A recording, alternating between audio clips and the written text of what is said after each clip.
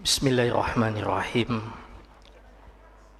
Assalamualaikum warahmatullahi wabarakatuh.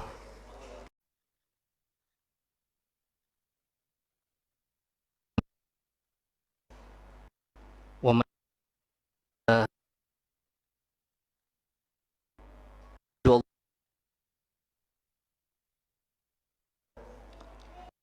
wa ashhadu anna Muhammadan abdina Muhammad wa ala alihi wa sahbihi wa man tabi'a bi ihsanin ila yaumiddin. Allahumma iftah lana qulubana wa alhimna rushdana wahdina siratakal mustaqim. Inna nas'aluka ilman nafi'an wa imanan thabitan wa yakinan rasikhan wa qalban khashi'an wa lisanan dhakiran wa rizqan halalan tayyiban wa amalan salihan mutaqabbala. Jamaah sekalian yang dimuliakan Allah Subhanahu wa taala, kembali senantiasa kita memuji dan bersyukur kepada Allah Subhanahu wa taala atas taufik dan inayahnya kepada kita semua, sehingga kita bisa menunaikan kewajiban maghrib kita berjamaah di tempat yang mulia ini. Dan sambil kita menunggu masuknya waktu Isya, kita melanjutkan pelajaran kita seputar akhlak dan kepribadian Rasulullah sallallahu alaihi wasallam yang dihimpun oleh Al-Imam At-Tirmidzi dalam kitabnya Syama'ilun Nabi sallallahu alaihi wasallam atau Asy-Syama'il Al-Muhammadiyah wal Khisal Al-Mustafawiyah. Pertemuan sebelumnya kita sudah menyelesaikan bab yang ke-37, bab seputar perkataan Rasulullah sallallahu alaihi wasallam tentang syair atau tentang syair, yang kesimpulannya jamaah sekalian, syair itu seperti perkataan pada umumnya. Syair yang baik adalah hukumnya juga boleh bahkan bisa menjadi pahala. Tapi syair yang mengandung perkataan yang tidak baik, perkataan yang tidak pantas, mencela orang, menghina orang lain sebagaimana yang dilakukan oleh orang-orang Quraisy, juga hukumnya bisa menjadi dosa. Pada kesempatan kali ini jamaah sekalian, kita memasuki bab yang baru, yaitu bab yang ke-38, Babu ma jaa fi kalami Rasulillah sallallahu alaihi wasallam fis samar. Bab seputar riwayat-riwayat yang datang tentang as-samar. As-samar jamaah sekalian adalah obrolan di malam hari setelah sholat Isya. Karena kebiasaannya Rasulullah sallallahu alaihi wasallam itu jamaah sekalian, ada dua hal yang tidak disukai oleh Rasulullah sallallahu alaihi wasallam.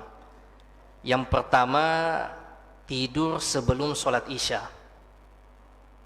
Yang kedua, ngobrol apalagi begadang setelah sholat Isya. Imam At-Tirmidzi berusaha mengumpulkan hadis-hadis berkaitan dengan obrolan malam Rasulullah sallallahu alaihi wasallam.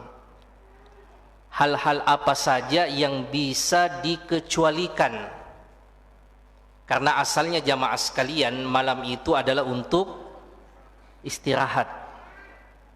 Dan itu kebiasaan Rasulullah sallallahu alaihi wasallam. Kalau sudah sholat Isya, biasanya beliau langsung istirahat, nanti bangun pertengahan malam. Beliau sholat malam sampai menjelang azan subuh. Sekitaran 20 menit sebelum azan subuh beliau tidur lagi sebentar, nanti menjelang azan baru bangun. Kemudian beraktivitas, tentu saya tidak tidur pagi. Nanti kemudian istirahat lagi sebelum atau setelah sholat duhur. 10 atau 15 menit, bukan seperti tidur siangnya kita kebanyakan. Ya, biasa sejam atau sampai 2 jam. Yang lebih lama biasa malah kalau bulan Ramadan. Ya, sudah duhur tidur, nanti menjelang buka baru bangun sekalian sholat asar. Kalau tidur siangnya Rasulullah SAW itu namanya qailulah. Tidur yang ya sedikitnya yang sedikit. Ya, sedikit itu qalil, lebih sedikit lagi. Ya, sekedar memejamkan mata 10 menit. Lalu kemudian beliau bangun untuk sholat subuh, ataukah beliau lakukan itu setelah sholat zuhur, afwan. Ya. Itulah saja istirahatnya Rasulullah SAW. Cuma itu tadi jamaah sekalian, setelah beliau sholat isya, itu biasanya beliau langsung istirahat, langsung tidur. Ya, dan orang medis konon katanya memang itu tidur yang paling berkualitas, tidur di awal malam. Ya, di awal malam. Ya. Cuma kebiasaannya kita jamaah sekalian, apalagi orang di perkotaan, itu aktivitasnya banyak di malam hari, undangan, kemudian rapat, tarbiyah. Iya, ini kebanyakannya setelah sholat isya malah. Padahal Rasulullah SAW itu beliau biasanya tidur setelah sholat isya. Apalagi jamaah sekalian sampai dipakai begadang. Iya, dipakai begadang akhirnya terluput untuk bangun sholat subuh. Iya, bukan lagi sholat malam. Iya, kadang sampai kesiangan sholat subuh. Meskipun demikian jamaah sekalian, tapi ada hal-hal yang dikecualikan. Ya, dan ini disebutkan oleh ulama kita berdasarkan dari hadis-hadis yang lain. Hal-hal yang dikecualikan yang boleh kita ngobrol di malam hari setelah sholat isya. Ya, yang pertama jamaah sekalian adalah obrolan dengan keluarga. Ya, ngobrol dengan keluarga itu hal yang dikecualikan. Apalagi jamaah sekalian para pekerja. Iya. Dan di kota-kota besar biasanya sudah berangkat di pagi hari, atau bahkan kayak di Jakarta itu sebelum sholat subuh sudah tinggalkan rumahnya. Nanti tiba di rumah setelah anak-anak sudah tidur bahkan. Ya, sehingga tidak ada kesempatan untuk ngobrol dengan keluarga itu kecuali di malam hari biasa, itu pun kalau belum tidur jamaah sekalian. Ini sesuatu yang dikecualikan. Ya, ngobrol dengan keluarga, dengan anak, dengan istri, ini dibolehkan. Ataukah sesuatu yang dikecualikan oleh ulama kita yang lainnya, yaitu misalnya untuk keperluan belajar dan mengajar. Ini dikecualikan mungkin tarbiyah. Ya, belajar, ya, seperti para ulama kita dahulu. Ya, kadangkala ia tidak tidur sama sekali. Ia sholat subuh menggunakan wudu isyanya jamaah sekalian. Maksudnya apa? Maksudnya tidak tidur sama sekali. Ya, karena orang yang merasakan nikmatnya belajar itu kadang dia tidak rasa jamaah sekalian ngantuk. Iya, sampai tahu-tahu ternyata sudah mau subuh. Ini sesuatu yang dikecualikan. Ataukah hal-hal yang bermanfaat yang lainnya? Jika dikiaskan demikian, ada mungkin hal-hal yang urgen seperti keperluan ronda, ya, keperluan sosial yang lain, bakti sosial atau apapun itu. Ya, hal-hal yang bermanfaat, yang penting, ini dikecualikan dari kebiasaan Rasulullah SAW untuk tidur setelah sholat isya. Tapi asalnya jamaah sekalian, kalau tidak ada sesuatu yang mendesak, tidak ada sesuatu yang penting, bukan juga untuk ngobrol dengan keluarga, bukan juga dalam rangka belajar dan mengajar, bukan juga urusan penting, maka sebaiknya istirahat. Ya, dan begitulah memang tabiat malam itu dijadikan gelap, ya, untuk menjadi tempat istirahat kita, waktu istirahat kita jamaah sekalian yang dimuliakan Allah Subhanahu wa taala. Imam At-Tirmidzi pada bab ini mendatangkan hadis yang pertama, mencantumkan hadis yang pertama, hadis yang ke-252. Imam At-Tirmidzi mengatakan haddatsana Al-Hasan bin Shabbah qala haddatsana Abu Nadhr qala haddatsana Abu Aqil Ats-Tsaqafi Abdullah bin Aqil an Mujalidin an Sya'bi an Masrukin an Aisyah radhiyallahu taala anha. dari istri Rasulullah sallallahu alaihi wasallam, Sayyidah Aisyah radhiyallahu taala anha, beliau mengatakan, haddatsa Rasulullah sallallahu alaihi wasallam dzata lailatin nisa'ahu haditsan. Pernah suatu malam Rasulullah sallallahu alaihi wasallam ngobrol-ngobrol dengan istri-istrinya. Dan ini tentu saja setelah sholat Isya. Ini yang kita maksud tadi. Ini hal-hal yang dikecualikan jamaah sekalian, hal-hal yang penting bermanfaat. Salah satunya adalah ngobrol dengan keluarga. Iya. Kata Sayyidah Aisyah, Rasulullah sallallahu alaihi wasallam pernah ngobrol dengan istri-istrinya di malam hari. Faqalat imra'atun minhun, salah seorang dari istri Rasulullah sallallahu alaihi wasallam mengatakan, ka'annal haditha hadithu khurafah. Sepertinya pembicaraan kita ini seperti pembicaraan khurafah. Ya, ini sudah diindonesiakan jadi khurafat.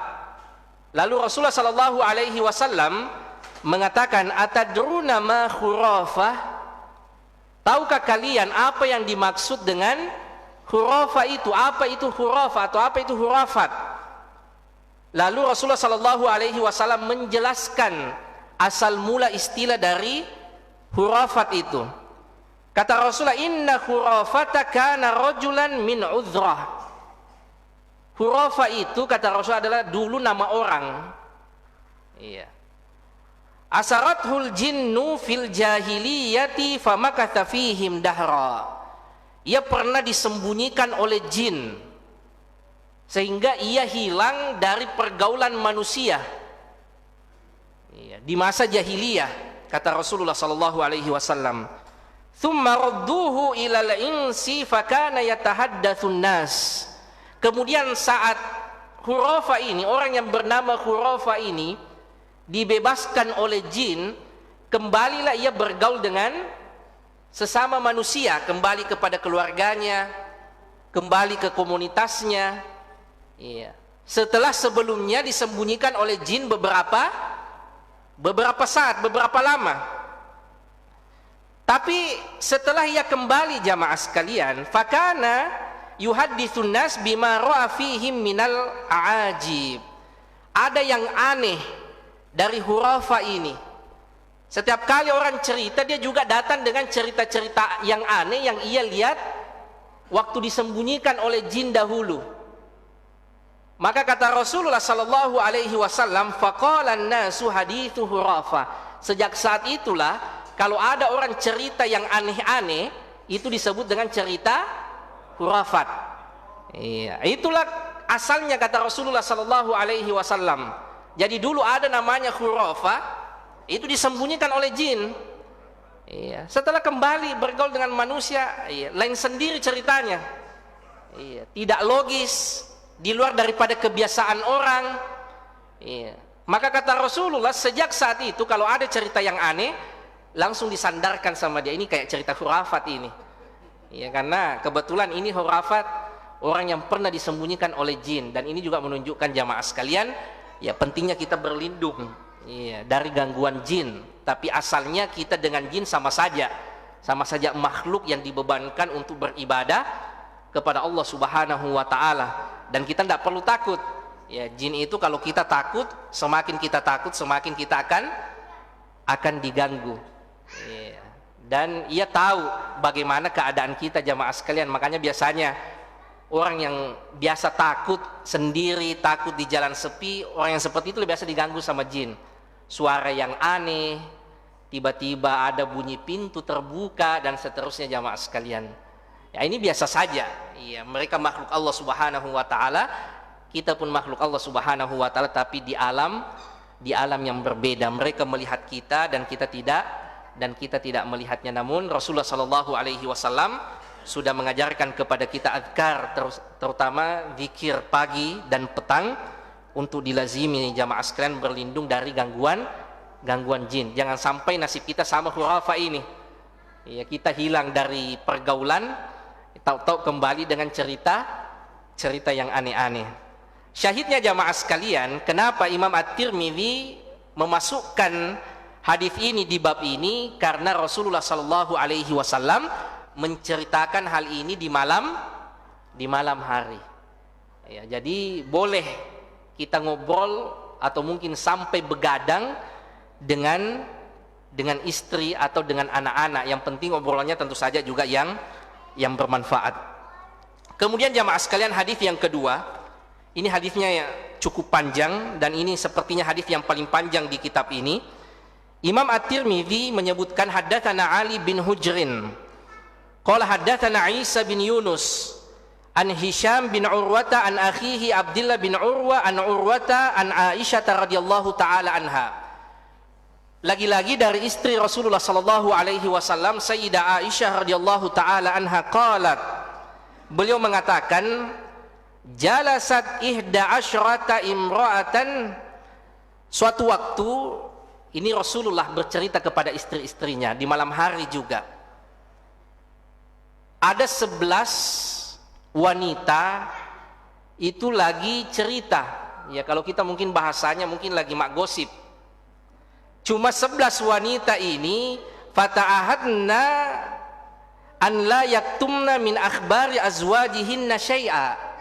11 wanita ini bersepakat untuk menceritakan tentang suami mereka masing-masing. Dan mereka juga bersepakat tidak boleh menutupi sedikit pun dari suaminya, apakah itu positif maupun negatif. Iya, jadi Rasulullah menceritakan hal ini kepada istrinya untuk diambil pelajaran. Dan 11 orang ini di masa jahiliyah sebelum datangnya Islam. Jadi Rasulullah bercerita di malam hari kepada istrinya, ada 11 wanita itu pernah bersepakat kumpul-kumpul, ya, bersepakat untuk menceritakan tentang suami mereka dan tidak boleh menutupi apapun tentang suaminya. Ya, dan ini bahayanya jamaah sekalian kalau perempuan dengan perempuan kumpul.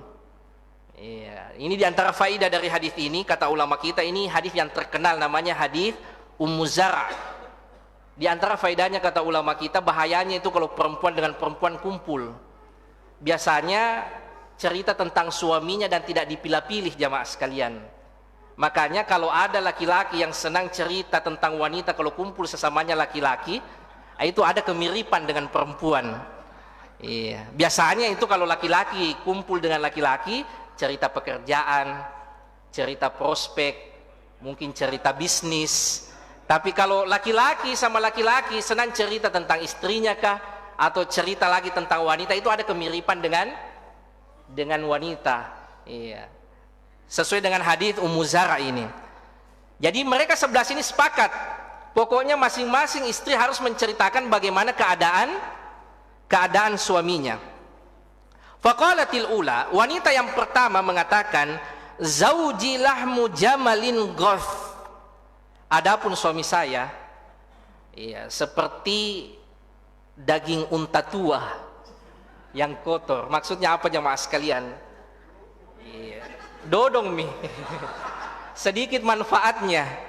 Ya. Kenapa jemaah sekalian? Ini kalimat hiasan karena biasanya yang dikonsumsi itu, yang enak dikonsumsi itu kalau daging unta yang mudah.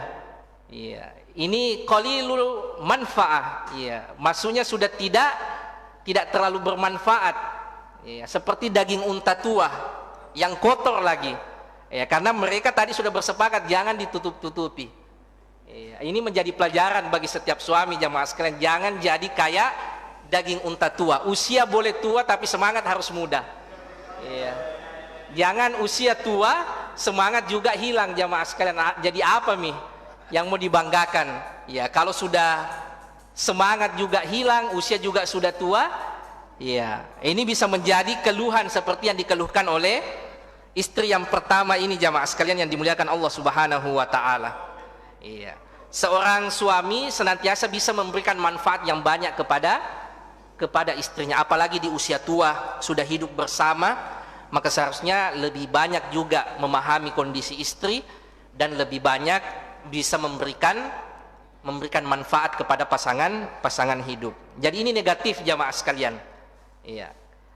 Qalatif ats-tsaniyah, Wanita yang kedua mengatakan, zauji la abuthu khabarahu. Ya, kata wanita yang kedua ini, saya tidak mampu menceritakan tentang suamiku. Inni akhafu alla adarahu. Kalau saya ceritakan semua tentang keburukannya suamiku, sepertinya tidak ada waktu saking banyaknya. Ya, mengaku duluan ki. In adhkurhu adhkur ujarahu wa bujarahu. Kalau saya ceritakan semua panjang sekali, saking banyaknya kejelekannya suaminya. Iya, saking banyaknya kekurangan suaminya.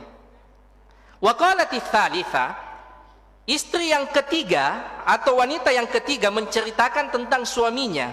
Ini bagus menjadi bahan muhasabah, otokritik bagi setiap kita para suami. Iya. Wanita yang ketiga mengatakan, zauji al-ashannaq in antik utallak. Iya. Suami saya itu, iya, kata yang ketiga ini al-ashannaq. Iya. Kalau saya, iya, berbicara utallak, maka saya akan diancam untuk diceraikan. Iya. Wa in askut uallak. Tapi kalau saya diam, saya tidak diperhatikan. Ini serba salah kok dong. Mau bicara, sedikit saja bicara, diancam dengan talak, cerai. Tapi tidak bicara, tidak diperhatikan. Mungkin lebih, ya kalau di masa kita mungkin lebih sibuk dengan handphonenya, lebih sibuk dengan urusannya, sampai tidak pernah ya perhatikan keluarganya, jamaah sekalian. Ya. Tapi anehnya laki ini, ya, kata istrinya, kalau saya bicara, ajak ngobrol sedikit-sedikit, ancam untuk diceraikan. Ya. Padahal hikmahnya, jamaah sekalian, kenapa hak talak itu diberikan kepada suami?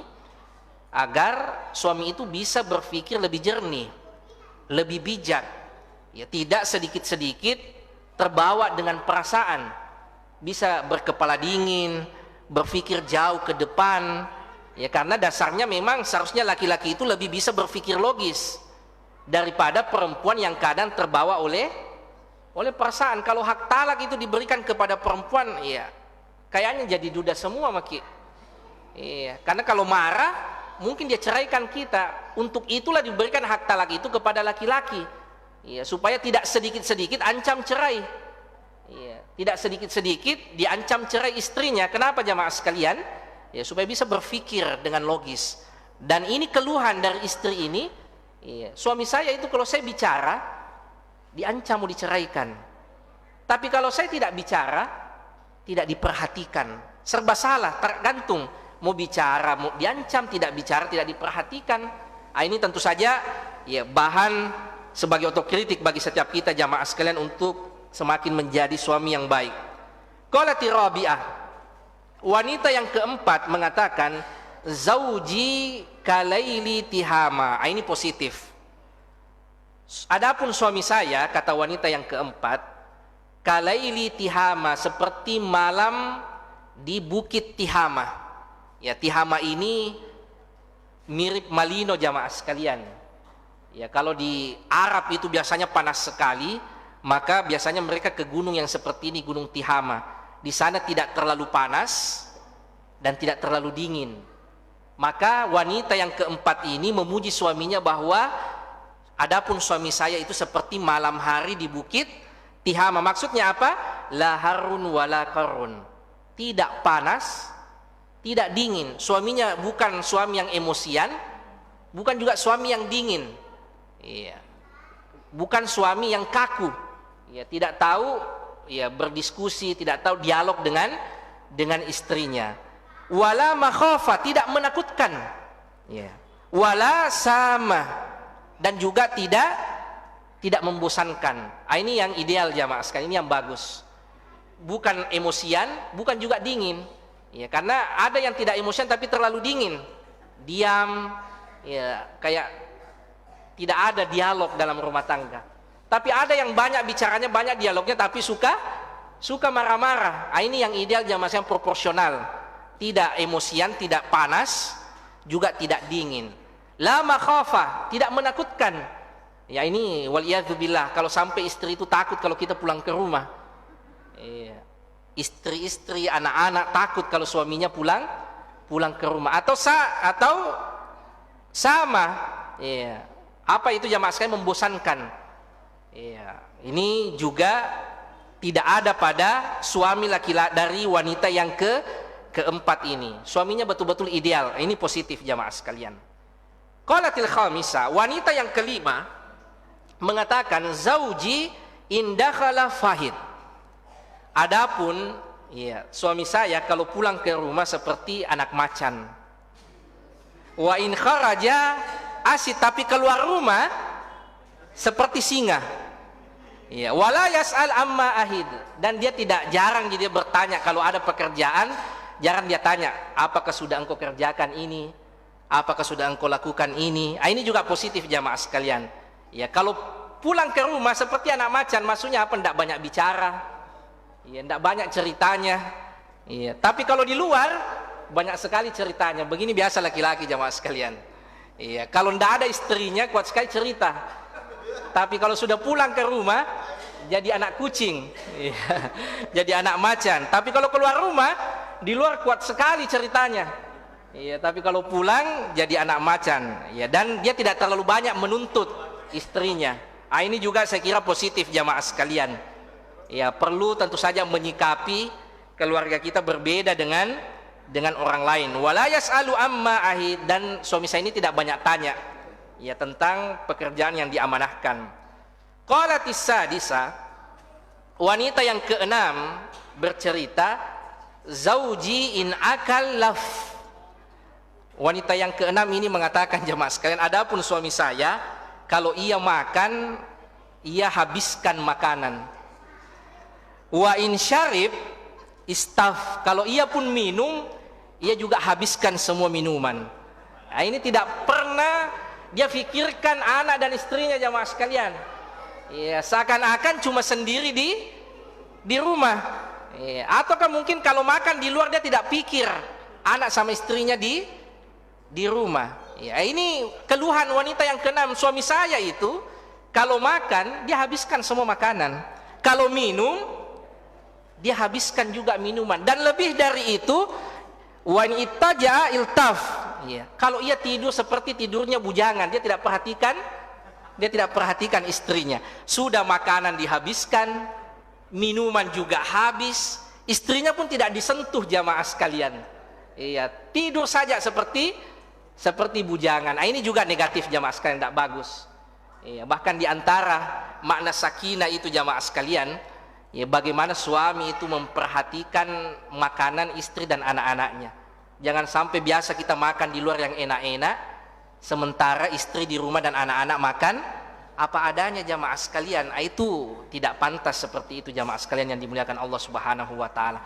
Apa yang kita makan seharusnya itu juga yang dimakan oleh anak dan istri kita. Makanya ada seorang ustadz, kebiasaannya itu kalau ia makan di luar, selalu ia beli hal yang sama yang ia makan untuk anak dan istrinya di rumah jamaah sekalian, karena ia tidak ingin menzolimi anak-anak dan istrinya jamaah sekalian. Apalagi kalau sampai seperti itu tadi, makan dia di rumah tapi nak habiskan, ya, sampai tidak ada yang disisakan untuk keluarganya. Dan terutama yang ketiga, ya, kalau tidur seperti tidurnya bujangan, ya, seperti tidurnya orang kos-kosan, ya, dia tidak sadar bahwa ada istrinya, ada anak-anaknya. Wa qalatis sabi'ah, wanita yang ketujuh mengatakan, ya, zauji ayaya, suami saya itu tidak mampu menghidupi, ya, au ghayaya, ya, wa tabaqa, ahmak, orangnya juga tidak tahu apa-apa, maksudnya tidak berilmu. Kullu da'in lahu da, ya, semua penyakit itu kayaknya ada sama dia. Ya, bukan cuma tidak mampu menghidupi, banyak masalahnya, tetapi juga syajjak au fallak, biasa memukul. Ini KDRT. Ini lebih tidak pantas lagi jamaah sekalian. Ya, dan tidak pantas ya bagi seorang muslim, jangankan kepada keluarga apalagi wanita, kepada orang lain saja tidak pantas ya kita memukul jamaah sekalian. Sebagaimana kata Rasulullah sallallahu alaihi wasallam, orang muslim itu adalah orang yang orang lain selamat dari lisan dan tangannya. Maka bagaimana lagi dengan keluarga kita jamaah sekalian, apalagi dengan istri wanita. Ya. Ini keluhan suami yang ketujuh. Iya, suaminya tidak bisa menghidupi, memberikan nafkah, tidak berilmu, suka lagi mukul. Bahkan syajjak, biasa mukul kepala, au fallak, biasa memukul badan. Kadang-kala kata istri ini, au jama'a kullalak. Iya, biasa sudah mukul kepala, pukul juga badan. Ini tidak pantas jamaah sekalian. Iya, perlakuan yang seperti ini. Kalau marah itu biasa. Ya, namanya manusia, ada hal-hal yang mungkin tidak berkenan, tetapi jangan sampai memukul jamaah sekalian yang dimuliakan Allah Subhanahu wa taala. Wa qalatis tsaminah, wanita yang ke-8 mengatakan zaujil massu arnab. Ini positif. Adapun suami saya, kalau ia menyentuhku ia seperti sentuhan kelinci. Ya, maksudnya lembut. Ia tahu bagaimana memperlakukan wanita dan laki-laki itu beda. Iya, kadang ada orang dia tidak bisa bedakan jamaah sekalian, bicara sama laki-laki sama saja dengan bicara dengan perempuan. Iya. Caranya ngomong dengan laki-laki sama saja dengan ngomong dengan perempuan, padahal tentu saja berbeda jamaah sekalian yang dimuliakan Allah Subhanahu wa taala. Wanita yang ke-8 ini mengatakan, iya, suami saya itu menyentuh seperti sentuhan kelinci. Maksudnya apa? Latif, lembut. Wa huwa daiman nadhif, dan biasanya kelinci itu bersih. Ya, ini laki-laki yang baik, lembut sama istrinya dan senantiasa menjaga kebersihan. Rihu zarnab, dia senantiasa menjaga aroma badannya, senantiasa harum. Ya, kita sudah membahas tentang bagaimana di antara kesenangan Rasulullah sallallahu alaihi wasallam itu memakai parfum, bukan cuma waktu sholat saja, tetapi di segala kondisi kata ulama kita. Mau di rumah, mau di tempat kerja, mau dimanapun itu kita dianjurkan untuk menjaga aroma badan, untuk senantiasa harum. Tapi terutama lagi pada waktu kita sholat. Tapi segala kondisi seharusnya kalau bisa kita menjaga aroma badan kita. Ini yang ke-8 ini jamaah sekalian positif. Ia lembut pada istrinya, senantiasa menjaga kebersihan dan aroma badannya senantiasa terjaga untuk tetap harum. Wa qalatit tasi'ah, iya, kita baca cepat saja jamaah sekalian karena hadisnya ini panjang sekali. Iya. Wanita yang ke-9 mengatakan zauji rafiul imad.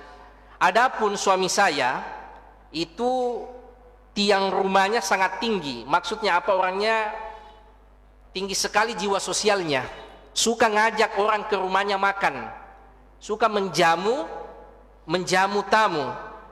Iya. Bahkan azimur ramad qaribul baiti minan nad, dia senang itu rumahnya dekat dengan balai pertemuan. Ya, senang sekali bersosialisasi, tinggi jiwa sosialnya. Ini juga positif jamaah sekalian. Ini suami dari wanita yang ke-9 ini mengatakan, ya, suami saya itu tinggi jiwa sosialnya, senang manggil orang ke rumah, ya, dimasakkan, dijamu. Bahkan saking senangnya bersosialisasi, suami saya ini sampai memilih rumah di dekat balai pertemuan. Itu kan ada memang tipikal orang begitu, senang cerita. Iya. Bahkan orang-orang Quraisy dahulu sebelum Rasulullah Shallallahu Alaihi Wasallam lahir, itu diantara keutamaan orang-orang Quraisy senang menjamu tamu. Ya, bahkan salah seorang Quraisy itu diriwayatkan dia tidak mau makan jamaah sekalian kalau tidak ada yang temani. Maksudnya bukan keluarganya, tapi orang lain dia ajak singgah untuk makan bersama jamaah. Dia tidak mau makan kalau sendiri saja. Ya, dia selalu panggil orang yang, dan ini diantara akhlak yang sudah dikenal oleh orang-orang dahulu sebelum datangnya Islam. Makanya Rasulullah Shallallahu Alaihi Wasallam menyebutkan, innama bu'ithtu liutammima makarimal akhlak. Saya diutus oleh Allah Subhanahu Wa Taala untuk menyempurnakan akhlak mulia yang dikenal oleh orang dahulu sebelum datangnya Islam sekalipun. Iya, sudah memuliakan tamu. Iya, jiwa sosial yang tinggi. Iya, tidak enak bagi orang-orang jahiliyah dulu jamaah sekalian, mereka makan kenyang sementara tetangganya kelaparan. Mereka bukan orang Islam jamaah sekalian, belum datang Rasulullah, tetapi sudah memiliki kepekaan sosial. Seharusnya dengan datangnya Islam hal ini menjadi paripurna. Ya, jangan sampai kita umroh setiap tahun, ya, mobil di garasi mungkin ada 4, ya, tetapi tetangga kelaparan jamaah sekalian. Tapi karena ia menjaga harga dirinya, malu ia minta-minta sama kita. Tetapi kita yang harus tahu jamaah sekalian, ada orang yang butuh di sekitar kita. Bisa jadi harta yang kita miliki adalah titipan dari Allah Subhanahu wa taala untuk mereka-mereka yang ada di sekitar kita. Ini kata wanita yang ke-9.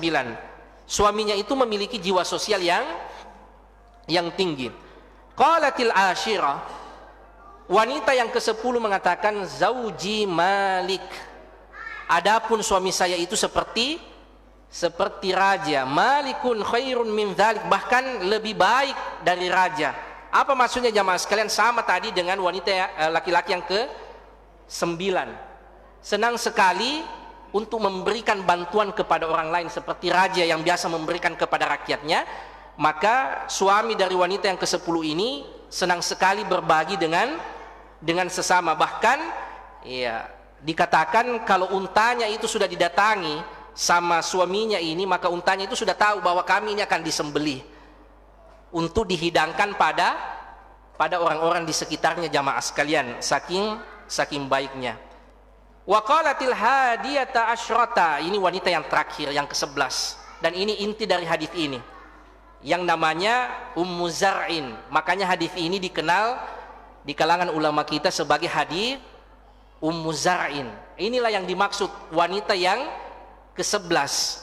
Dan kata Rasulullah sallallahu alaihi wasallam, saya bagi istriku seperti Abu Zar'in pada Ummu Zar'in. Bagaimana Abu Zar'in menurut Ummu Zar'in? Kata wanita yang ke-11 ini jamaah sekalian, zauji Abu Zar'in. Adapun suamiku adalah Abu Zar'in. Bagaimana Abu Zar'in itu? Wama Abu Zar'in, tahukah kalian bagaimana Abu Zar'in itu? Anasa min huliyi udhunai. Abu Zar'in itu memenuhi telingaku dengan perhiasan. Maksudnya apa jamaah sekalian? Biasa ia belikan istrinya perhiasan. Ini positif saya kira. Semua wanita suka kalau dibelikan perhiasan, dibelikan emas. Dan ini yang dilakukan oleh Abu Zar'in. Perhatian sekali sama istrinya jamaah sekalian. Biasa dibelikan perhiasan, sampai ia menggunakan bahasa kiasan. Ia memenuhi kedua telingaku dengan perhiasan. Kemudian ya, wa mala'a min syahmin adudai, dan ia berhasil membesarkan lenganku. Maksudnya apa jamaah sekalian? Memperhatikan kebutuhan makanku. Ya, jangan sampai sebelum istri kita menikah itu bagus badannya, setelah menikah jadi kurus jamaah sekalian. Ya, karena tidak diperhatikan makannya. Ini Ummu Zar'in memuji suaminya. Biasa dibelikan perhiasan, dia perhatikan kebutuhan makannya istrinya. Kemudian wabajjahani fabajahtu ilayya nafsi, dan ia senantiasa membahagiakanku, membuatku senang, membuatku bahagia. Wajadani fi ahli gunaimatin bisyikkin, padahal ia tahu ia mengambilku dari keluarga yang sangat miskin. Ummu Zar'in ini dinikahi dari keluarga miskin, sementara Abu Zar'in ini orang yang kaya raya jamaah sekalian, tetapi ia memperlakukan istrinya itu tetap dengan memuliakannya. Tidak pernah mengungkit-ungkit, engkau dari keluarga seperti ini, sebelum saya nikahi dulu engkau dari latar belakang keluarga ini. Tidak pernah jamaah sekalian. Ini yang disampaikan oleh Ummu Zar'in, betapa senangnya, bahagianya ia dinikahi oleh Abu Zar'in. Diperhatikan, sering dibelikan perhiasan, diperhatikan makannya, kemudian juga dia dibahagiakan. Padahal saya dari keluarga yang miskin, kata Ummu Zar'in. Faja'alani fi ahli sohil, dan saya pun dibawa kepada keluarga-keluarga yang kaya. Kemudian wa'atid, memiliki unta-unta yang mahal. Wadai, sampai ia juga memiliki ladang-ladang pertanian yang luas. Fa'indahu aqulu fala ukabbah, dan setiap kali saya bicara sama suamiku, tidak pernah saya dijelek-jelekkan. Kemudian wa arkudu fa'atasabbah. Semenjak saya bersama dengan suamiku itu, saya nyenyak tidurku. Nyenyak tidurku sampai subuh hari. Wa ashrab fa'ataqammah, dan saya pun bisa minum sepuasnya. Ini juga pujian kepada suami ini jamaah sekalian. So istrinya bisa tidur nyenyak. Maksudnya apa jamaah sekalian? Tidak ada beban pikiran. Enak dengan suaminya. Karena biasanya orang susah tidur itu karena banyak dipikir. Apakah masalah keluarga, bertengkar sama suami, masalah dengan anak-anak. Tapi kata Ummu Zar'in, semenjak saya menikah, tidurku nyenyak sampai subuh. Iya. Kemudian jamaah sekalian, Ummu Abi Zar'in, mertua perempuanku, ibu dari Abu Zar'in, fama Ummu Abi Zar'in ukumuha rodah. Ia memiliki perabotan yang banyak, wa baituha fasah, dan rumah yang luas. Maksudnya apa jamaah sekalian? Mertua perempuannya pun mertua perempuan yang baik. Karena kadang dalam rumah tangga itu ada masalah jamaah sekalian, sebenarnya bukan masalah antara suami dan istri. Sebenarnya tidak ada masalah antara suami dan istri, tapi karena mertua ikut campur atau tidak baik hubungan antara menantu dan mertua, akhirnya jadi masalah besar. Ya, dan ini banyak kadang masalah terjadi seperti itu. Sebenarnya bukan antara suami istri, tapi antara menantu dan mertua. Tapi Ummu Zar'in ini mengatakan, adapun mertuaku juga orang baik. Ya, mertua perempuanku adalah orang kaya raya. Ibnu Abi Zar'in, anak laki-lakiku, fama Ibnu Abi Zar'in, ya madja'uhu kamasalli syatbah. Ya. Walaupun ia anak orang kaya, tetapi tempat tidurnya itu sederhana. Wa tushbi'uhu dhira'u al-jafrah, dan cukup dengan lengan kambing ia sudah kenyang. Maksudnya apa jamaah sekalian? Dia tidak manjakan anaknya. Meskipun anak orang kaya, tetapi anaknya ini hidup sederhana jamaah sekalian. Tempat tidurnya bukan tempat tidur yang mewah, makannya pun makanan yang sederhana. Bintu Abi Zar'in, sementara anak perempuanku, tau'u abiha wa tau'u ummiha, ia sangat taat kepada ibu dan bapaknya. Ini Ummu Zar'in menceritakan bagaimana baiknya bersuamikan Abu Zar'in ini jamaah sekalian, dan ini yang bagus untuk diikuti kata Rasulullah sallallahu alaihi wasallam. Iya. Qalat, Ummu Zar'in melanjutkan, kharaja Abu Zar'in wal autabu tamkhadu. Suatu waktu Abu Zar'in ini keluar untuk memerah susu ya dari hewan. Falakiya imra'atan ma'aha waladan. Tapi ternyata di luar rumah ia ketemu dengan janda yang punya 2 orang anak. 2 anaknya ini bermain-main dengan ruman, apa itu, buah delima. Dan ini awal masalahnya jamaah sekalian. Ternyata Abu Zar'in ini jatuh hati dengan janda yang ia lihat.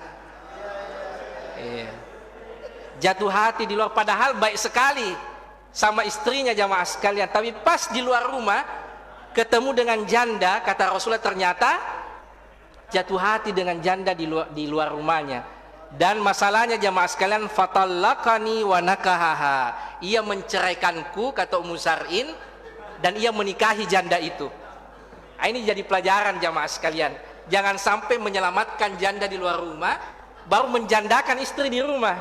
Itu yang terjadi pada Abu Zar'in. Makanya kata Rasulullah sallallahu alaihi wasallam kepada Aisyah, saya itu seperti Abu Zar'in pada istriku, kecuali satu itu saja, saya tidak ceraikan istriku. Kalau Rasulullah sallallahu alaihi wasallam nikah tidak diceraikan istrinya jamaah sekalian yang dimuliakan Allah Subhanahu wa taala. Karena ini biasa yang jadi masalah. Perhatiannya sama istri muda saja. Dengan istri yang lama itu biasa tidak diperhatikan, bahkan kadang diceraikan jamaah. Ini menjadi masalahnya. Abu Zar'in saat di luar rumah ternyata jatuh hati sama wanita jamaah sekalian, sehingga ia menceraikan Ummu Zar'in. Fanakahtu ba'dahu rajulan sariyan. Tidak apa-apa, kita lanjut dulu di. Karena sedikit mami ini. Lalu jamaah sekalian, kata Ummu Zar'in, saya pun juga menikah lagi dengan laki-laki yang mulia dan baik. Jadi berpisah, masing-masing memiliki pasangan. Abu Zar'in menikah tadi dengan janda yang ia temui. Ummu Zar'in pun akhirnya dinikahi oleh laki-laki lain yang juga mulia dan baik. Ia pun ceritakan kebaikannya. Wa akhadha khatiya, ia orang yang berwibawa, laki-laki yang berwibawa. Wa aroha alayya na'aman thariya, senantiasa memberikan kepadaku sesuatu. Wa atani min kulli raihati zaujan, senantiasa memberikanku kebaikan-kebaikan, bahkan menyuruhku makan apa saja yang engkau suka. Ya, wa miri ahlak, bahkan ia mengatakan perhatikan juga keluarga-keluargamu, kalau butuh sesuatu berikan harta, berikan uang. Ya, dapat juga laki-laki yang baik. Ya, tapi ini pentingnya jamaah sekalian. Ya. Dan ini bahayanya menikah dengan janda.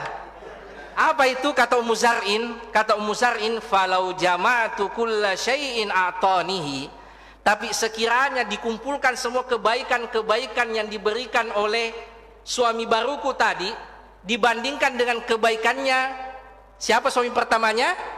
Abu Zar'in, tidak sebanding sedikit apapun dari kebaikannya Abu Zar'in. Maksudnya apa? Saking istimewanya dulu Abu Zar'in, jamaah sekalian. Ini bahayanya orang yang punya masa lalu, jamaah sekalian, karena selalu dia banding-bandingkan. Ini bukan wanita muslimah, jamaah sekalian.